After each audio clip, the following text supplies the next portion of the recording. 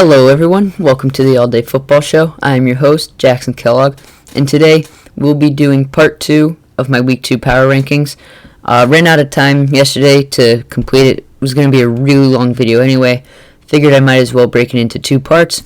So yesterday was 32 through 17. Today is 16 through the number 1 spot. So starting off today, at number 16 we have the newly Las Vegas Raiders. The Raiders put out a good showing against the Panthers on Sunday, winning 34, I think it was 30 or 31.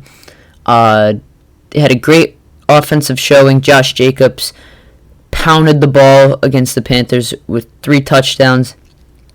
Kind of sucked because I went against them in fantasy, but great performance by the Raiders. The defense could have been a bit better, but I'm sure they'll get better as the season goes on. The Raiders are going to be a competitive team this year. I think they're going to battle for one of those wild card spots, but I don't think they'll get it.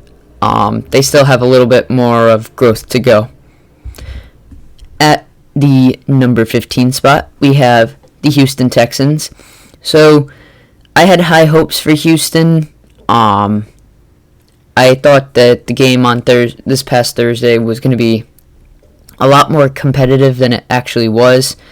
And I was completely wrong. Houston got obliterated. They couldn't. They had no offensive generation. David Johnson looked okay, better than he has the last couple seasons since his injuries. But other than that, and Will Fuller had a lot of receptions and good yardage. But I mean, for an offense that's supposed to have like 4 separate wide receiver 2s, they did not show up. Brandon Cooks was a non-factor. So was Randall Cobb, and Kenny Stills barely even played. So it's going to be hard for the Texans this year if they're not going to be able to generate any offense, especially if that defense isn't going to be able to stop these superpower offenses like Mahomes or the Ravens, teams like that. If they're not going to be able to stop that offense has to be able to step up, and I don't know if they're going to be able to do that. At number 14, I have the Dallas Cowboys. The Cowboys, another team that I had high hopes for. They kept it close against the Rams, but some not so smart calls by McCarthy led to them losing. It's definitely a yearly event to watch as the Cowboys put together this superstar roster that you can barely find holes on, and then just watch it go to shreds. Like, if you were to put, like, their team in Madden, so Madden Sim almost all the time has the Browns and the Cowboys in the Super Bowl. Almost every time. But you look at those teams, and they barely ever play well on paper, like, in actual games. And that's because on paper, their teams are meant to be all-stars, super teams, like the best teams out there. But they just don't play like that. They don't play to their talent level. So, and I thought that might be an issue that having to do with Jason Garrett. But if McCarthy can't get him to win games either, I don't see. They might have to blow up this Cowboys roster. Or it even goes deeper into the front office. Like, they got to figure out what the issue is as to why they aren't winning games with these super talented rosters. At number 13, I do have the Los Angeles Rams. I did not expect them to win on Sunday night, but they did. Good showing by them. They had great offensive movement. The defense played well enough against the offense that was supposed to be like a killer, unstoppable 3-wide receiver head with Zeke eating in the backfield. But they were able to handle it. They held them to 17 points through 4 quarters. It was a great defensive showing by the Rams. You got to give them credit for it. They're going to be just like the Raiders. They're going to be a competitive team going forward. They do still have some things they got to figure out, but they'll definitely be competing in that NFC West for a wildcard spot. It'll be a shame because you look at how the NFC is right now. You've got the NFC West is the best division hands down. Like, most competitive. That team could probably put all 4 of their teams into the playoffs, and they'd all be super competitive. The issue with this is that you've got the Saints. So you've got Saints in the South with the Bucs as a possible wild card. Then you go to the East and you've got the Cowboys. And then in the North you've got the Packers and possibly the Vikings. Not all of these NFC West teams are going to make it, and I have a feeling the Rams might be the one that are left out in the end, which is a shame for Sean McVay and that team, because he's put a lot of effort into that team, and to make it good, and they might not make the playoffs in a tough conference. At the number 12 spot, I have the Pittsburgh Steelers. I guess I was a little bit wrong on the Steelers. I did have them not playing too hot this season. I was concerned about Roethlisberger coming off of an injury, but he's proven me wrong. Well, I don't want to say he's proven me wrong just yet. He did play the Giants that have no secondary whatsoever. So, I mean, he did a decent performance against the Giants. Definitely could have been a lot better, all things considered. James Conner got hurt in that game, though, so Benny Snell took the majority of the carries after that, and looked okay. Got over 100 yards rushing. Offense, the receivers look good. Juju showed himself as a top receiver again. James Washington, Deontay Johnson, and Chase Claypool all getting snaps. So the offense looks great. And the defense, as hyped as the Steelers' defense is like being the next steel curtain and all this other stuff, I don't understand it, because if they were the next steel curtain, then why did they allow the Giants to get 17 points? I mean, 2 touchdowns and a field goal, it's a decent amount for a football game, especially if you look at how the Giants' roster is. I mean, that offense isn't very shiny. It's definitely a very low-tier offense, and you're still letting them put up a decent amount of points against you, so they got to be weary about that if they face a juggernaut like the Chiefs or the Ravens, so it'll be tough for the Steelers going forward. At number 11, I have the Tampa Bay Buccaneers. Oh, what's wrong, Tommy? Is Bill Belichick not there to help you out anymore? Oh, that's too bad. Not really.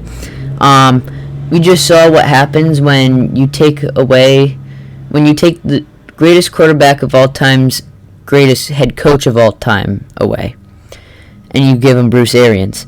So there was an interesting statistic that came out a while ago, back when Brady first signed with the Bucs, that quarterbacks in their first year with Bruce Arians as the head coach, the statistics aren't very good at all.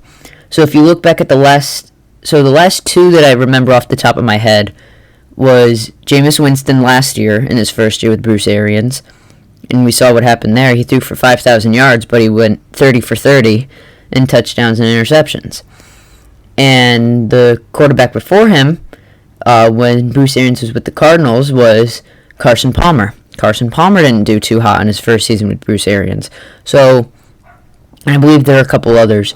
So if you're looking at that trend, then the trend is going to say that Brady's not going to play too hot this year for the Bucs, and they're going to have to work around that. And they did not show how they could work around that against the Saints. The Saints, who played decent, but they definitely didn't play to their full strength. They still crushed the Bucs. I mean, Brady threw 2 interceptions and one of pick 6. That pick 6, when I saw the highlight of it, it reminded me of that last play against the Titans in the playoffs last year. I mean, where are you throwing it to? I mean, you can't make the excuse that he doesn't have wide receivers anymore because he's playing for the Bucs. You've got Mike Evans and Chris Godwin. So you've got O.J. Howard there. I don't know why Gronk wasn't getting any snaps. He had 2 receptions for 11 yards. What are you doing there, Bruce? I mean, and then you look at the defense. They were supposed to be the superstar defense, and they gave the Saints over 20 points on offense. So, I mean, the Bucs are definitely highly overrated, and they're lucky this year that they are playing like some of the worst teams in the league. or else they'd be screwed this year. They play the AFC West, so they're gonna lose to the Chiefs, but they'll beat the Raiders, Chargers, and Broncos. They play their own division, which they'll lose to the Falcons and possibly the Saints again. And then I forget what NFC division they play. Wasn't the West? I think they played the NFC East. No, they play the NFC North. My bad. So, I mean, and that's another 3 wins right there. So, the Bucs are going to probably make the playoffs, but they're not going to be a good team getting there. At number 10, I have the Tennessee Titans. It was a bit closer than I would have liked to see from the Titans against the Broncos. I feel like that should have been a little bit more distant of a game. And they got lucky that Vic Fangio, doesn't know how to coach or call timeouts. They definitely got lucky in this game. Mixture between Gostkowski's horrible kicking and bad coaching on the Broncos side. They pulled away with the victory despite that. But Derrick Henry still looked great. Ryan Tannehill still showed that he can throw the ball. It wasn't just a one-year wonder. Again, they still have 15 more games to play. Defense did well against the Broncos. New offense and all those weapons.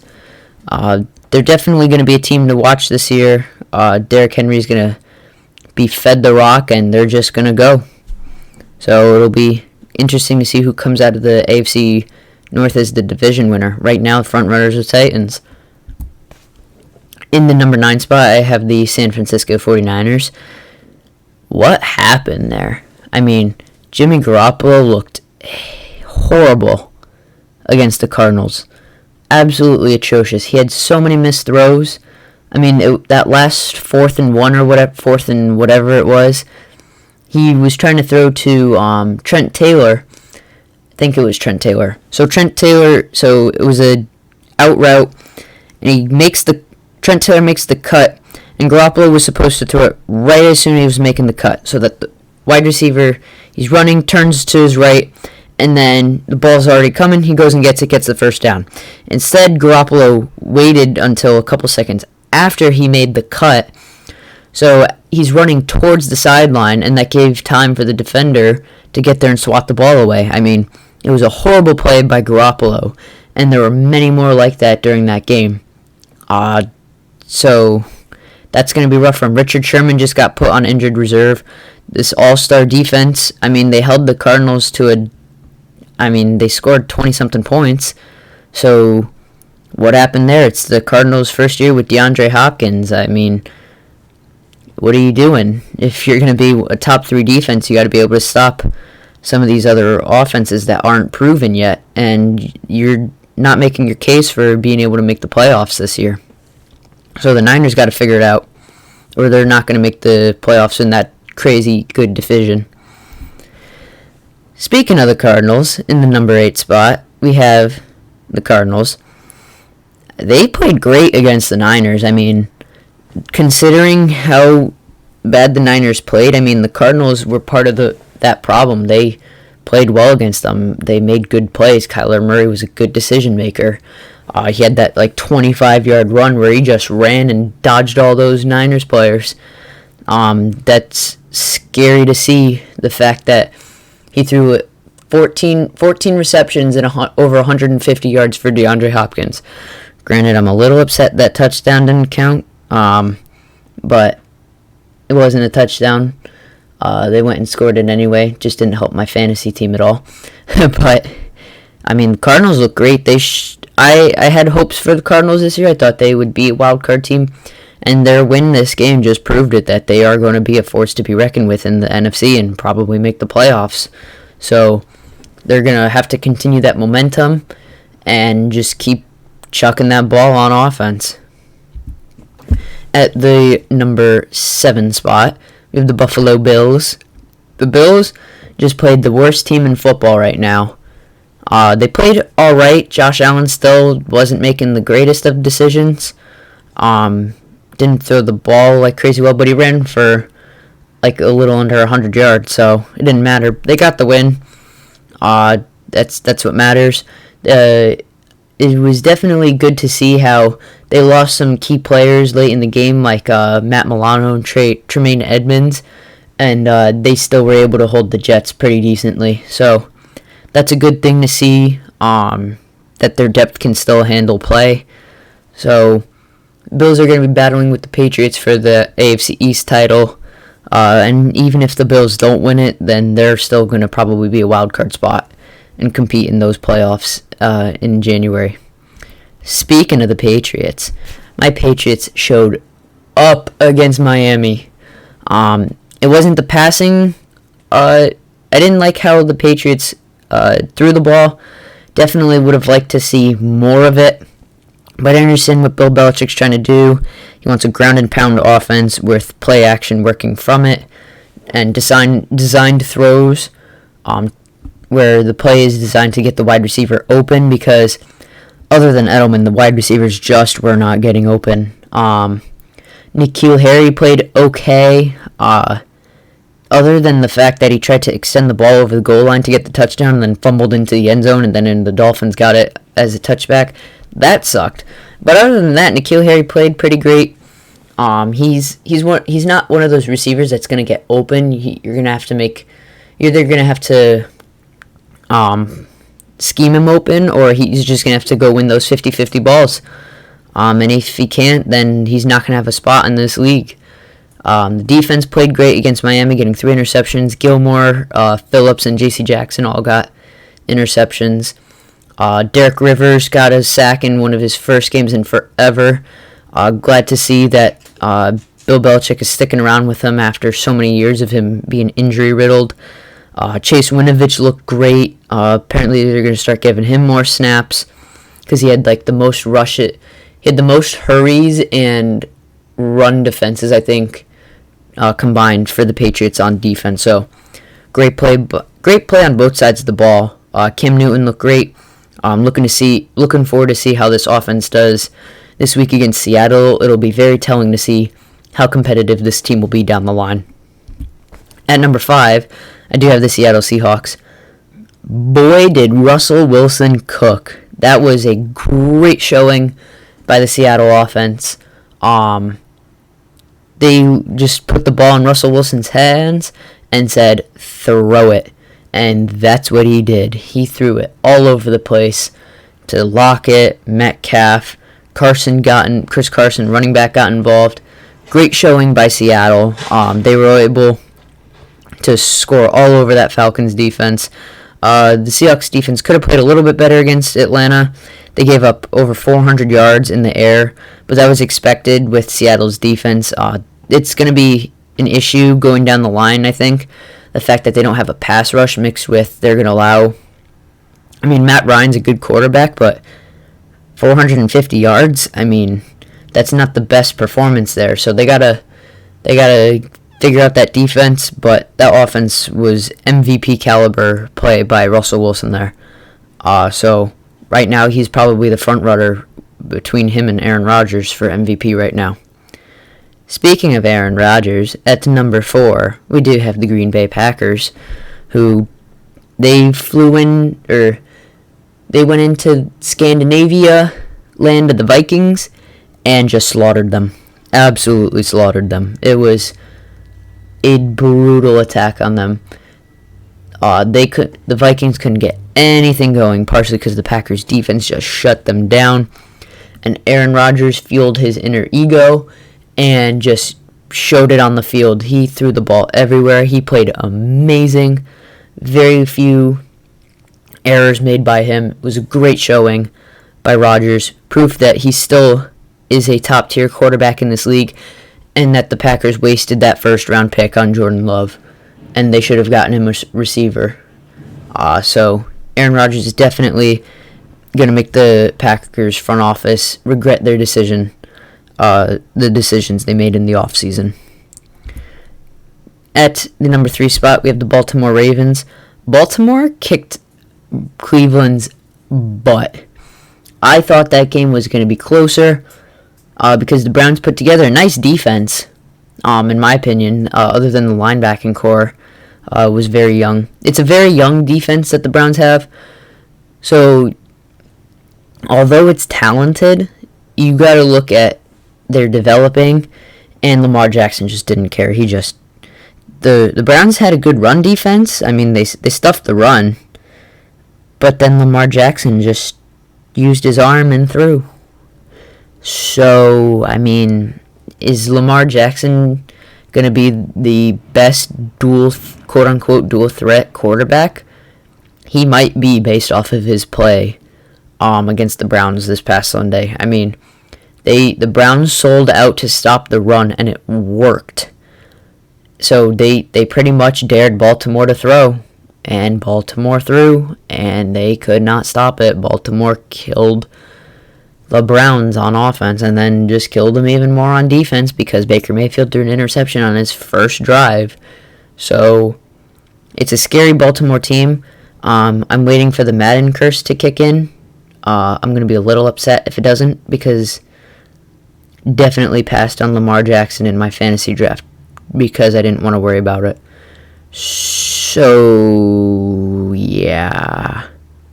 Anyways, final two spots. At number 2, we have the Saints. No movement here. Good performance by the Saints against the Bucs. They didn't play up to probably what their ceiling is, but they had a good showing. For a team that was projected to be one of the best in the NFC just because they brought in Tom Brady, I mean, the Saints shut that up real quick. Breeze did his normal thing and kicked the Bucs' butt. The only issue right now for the Saints coming out of this game is that Michael Thomas is going to be out for a while, and I would not be surprised if the Saints front office right now is super happy that they brought in Emmanuel Sanders, because although you can't say Emmanuel Sanders is Michael Thomas, but if you look at what Emmanuel Sanders did for the Niners when he went in there halfway through the season, he did play good like a wide receiver 1. He just wasn't like a top tier Michael Thomas 1. So between Emmanuel Sanders and Traquan Smith, they're going to be working together to try and keep that offense up with Michael Thomas out for a while so that they could go win a championship this year and probably Drew Brees' last year. So good showing by the Saints. They're definitely going to have to look to keep that up, though. And at the number 1 spot still, we have the Kansas City Chiefs. The rich just get richer. Not only did the Chiefs keep, I think it was 50 or 51 of their 53 roster players from last year, they added even more players that are just super good, like Clyde Edwards-Helaire. I called that the Chiefs were going to take a running back. I thought they were going to lean more towards DeAndre Swift, though, but after seeing what he did for the Lions, I think they definitely made the right move. Edwards-Helaire showed out in LSU with Joe Burrow as his quarterback, and he's going to show out even more with Patrick Mahomes as a quarterback in Kansas City. I mean, it was a great showing by the Chiefs offense. They just picked apart the Texans defense so beautifully. It was like a work of art. It was like Tyreek Hill barely even got any catches because it wasn't that he was covered all the time. They just used other players. They got Kelsey involved a lot. They got Clyde Edwards-Helaire involved a lot. The Chiefs ran so many more times than I thought they would in that game. It was crazy. If you gave the Chiefs not only Patrick Mahomes and that offensive juggernaut, and then you give them a running game, you just built a nearly unstoppable offense right there. And what makes the difference between this offense and the Ravens offense is the Chiefs offense has 10 times better weapons than the Ravens do. I mean, so on the Ravens, their top target is Mark Andrews. Good tight end, definitely a top tight end. But the Chiefs have Travis Kelce, the best tight end in the league right now. The Ravens' top wide receiver, Marquise Brown, good speedy receiver. Chiefs have a better one in Tyreek Hill. And then behind them, they've got Sammy Watkins. and Demarcus Robinson, who for some reason had no hands on Thursday, but is usually pretty decent, and Mecole Hardman, and Clyde Edwards-Helaire. I mean, it just goes on and on. So the Chiefs do it with so many different offensive weapons. They are just a headache for defensive coordinators to have to game plan. And then you have to worry about their decent defense. I mean, they're not top tier, but they're still pretty good. I mean, Tyrann Mathieu back there, mixed with Frank Clark on the D-line. I mean, they're kicking butt down there. Chris Jones got in for a sack, I think, on Deshaun Watson. They just paid him big money. This is going to be a scary Chiefs team because they're doing, not intentionally, what other teams try to do, and other teams like the Lions try to be copycat Patriots. The Chiefs are doing it to where Bill Belichick convinces his players to sign for less because they make the playoffs everywhere. They're like, every year. There's Bill Belichick's his argument for getting players to take less money is, do you want rings? Well, you'll get the chance to have rings. The Chiefs are going to be able to say the same thing. Hey, can you take a little less money for us? I mean, we've made the playoffs each of the last 3 years. We do have this kid named Patrick Mahomes. Don't know if you've heard of him. He's pretty good. Can you take like a couple $1 million less? Get a chance to go and win a ring.